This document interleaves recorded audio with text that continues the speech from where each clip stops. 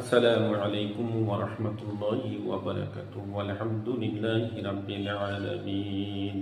সংক্ষিপ্ত আলোচনায় এখন আমরা জানব লাইলাতুল কদরের করণীয় ইবাদত। প্রিয় ভাই ও বন্ধু, লাইলাতুল কদর পাওয়া মানে জীবনের এক বিরাট সুযোগ পাওয়া। এই রাতে কিছু আমল বান্দার জীবন বদলে দিতে পারে। লাইলাতুল কদরে প্রয়োজনীয় ও গুরুত্বপূর্ণ করণীয় ইবাদত। 1 নম্বর নফল নামাজ।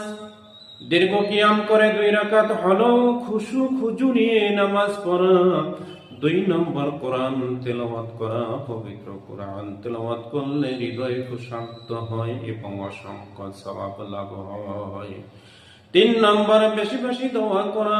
অনেক দোয়ার মধ্যে বিশেষ দোয়া আল্লাহুম্মা ইন্নাকা আফুউন তুহিব্বুল আফওয়া ফা'ফু আন্নী। হে আল্লাহ, আপনি ক্ষমাশীল, ক্ষমা করতে ভালোবাসেন, তাই আমাকে ক্ষমা করুন। 4 নম্বর তওবা ও ইস্তিগফার করা। অতীতের ভুলের জন্য কান্না ভেজা নয়নে তওবা করলে আল্লাহ বান্দাকে ভালোবাসেন। 5 নম্বর দান সাদকা করা।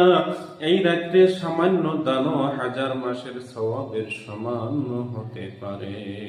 প্রিয় বন্ধু, আমাদের জীবনে অনেক রাত আসে, কিন্তু লাইলাতুল কদরের রাত সব সময় আসে না। বছরে একমাত্র রমজান মাসে শেষ দশকে বিজর রাতে লাইলাতুল কদর একমাত্রই আসে।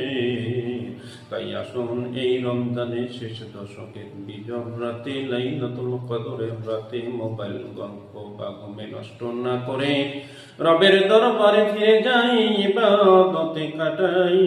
হে আল্লাহ, আমাদেরকে লাইলাতুল কদর পাওয়ার সৌভাগ্য দান করুন এবং আমাদের গুনাহ ক্ষমা করে দিন। আল্লাহুম্মা আমিন ইয়া রাব্বিল আলামিন।